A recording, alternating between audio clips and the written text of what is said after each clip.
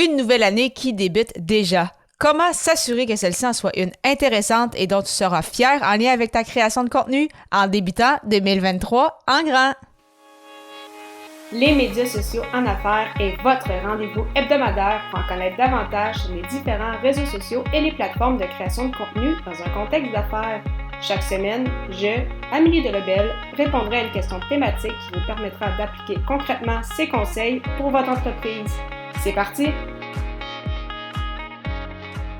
Salut et bienvenue sur les médias sociaux en affaires, épisode 133, un tout premier épisode dans le cadre de J'envoie 2023, le fameux challenge dont je t'ai mentionné au dernier épisode.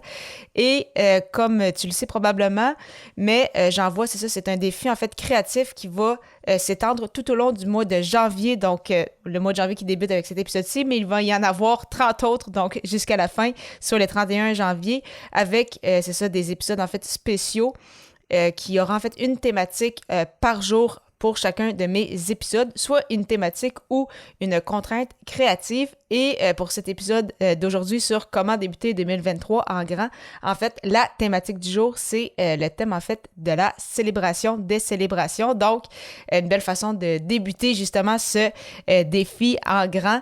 Donc, vraiment, je trouvais ça intéressant de débuter de cette façon-là. Donc, c'était bien, c'était une bonne thématique. Donc, c'est effectivement une excellente façon, en fait, de débuter 2023 en grand. Donc, quand on amorce un défi comme ça avec 31 épisodes en 31 jours, ça donne d'excellents, en fait, le but justement de ce défi-là, c'était de se donner du momentum en vue de l'année. Donc, ça permet justement d'avoir de nouveaux auditeurs aussi, de faire bien évidemment la promotion du podcasting francophone, puisqu'on est une quarantaine environ cette année de podcasteurs francophones qui ont embarqué dans l'aventure. Donc, certains pas nécessairement avec un épisode par jour, mais quand même qui ont décidé, c'est ça, de donner un bon, de débuter 2023 en grand avec J'envoie et de sortir justement de leur zone de confort avec les différentes thématiques ainsi que les contraintes créatives.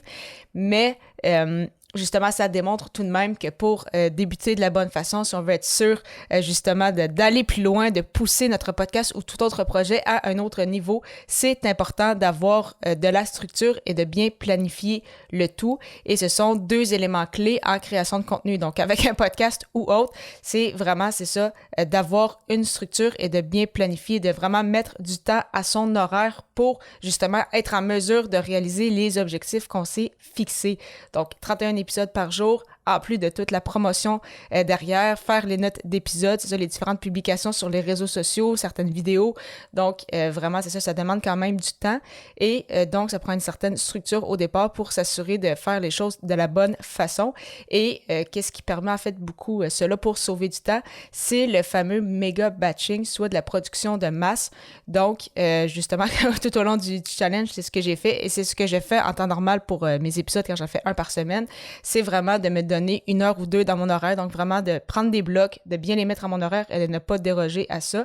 Et justement, vraiment, soit de trouver des idées pour mes épisodes et vraiment passer le temps consacré à faire cela, soit à planifier justement mes publications sur les réseaux sociaux pour faire la promotion de mes différents épisodes et bien évidemment pour enregistrer, faire le montage et mettre tout ça sur les plateformes d'écoute ainsi que sur YouTube. Donc, vraiment, c'est ça, une belle façon de débuter 2023 en grand que ce défi de J'envoie, mais c'est ça, il faut s'assurer de bien, de bien planifier le tout pour s'assurer justement que ce soit un succès. Et bien évidemment, tout ça dans le plaisir, bien évidemment, tout en sortant de ma zone de confort. Donc, vraiment une excellente façon de débuter 2023 en force. Donc, non seulement avec un épisode par jour, mais vraiment en sortant de ma zone de confort. Et comme vous l'avez vu, probablement, si vous me suivez soit sur TikTok ou sur Instagram ou sur YouTube, j'ai également commencé à faire des petites vidéos. Je vais continuer d'en faire pendant J'envoie ainsi que tout au long de l'année 2023. Donc, pour moi aussi, ça me sort vraiment de ma zone de confort là, de passer de l'audio et de faire en plus un peu de vidéos.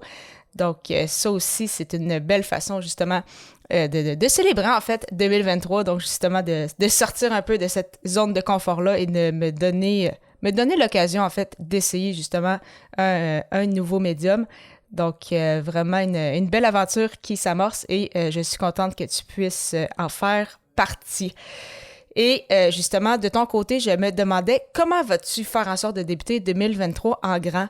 Simplement me le mentionner en m'écrivant par courriel au Amélie-Delobel31, donc 31 en chiffres, @hotmail.ca. J'ai bien hâte de pouvoir échanger avec toi et au plaisir de se retrouver dès l'épisode 134 pour la deuxième émission de J'envoie 2023, alors que le sujet du jour sera « Pourquoi avoir au moins une résolution pour 2023 ?» Au plaisir!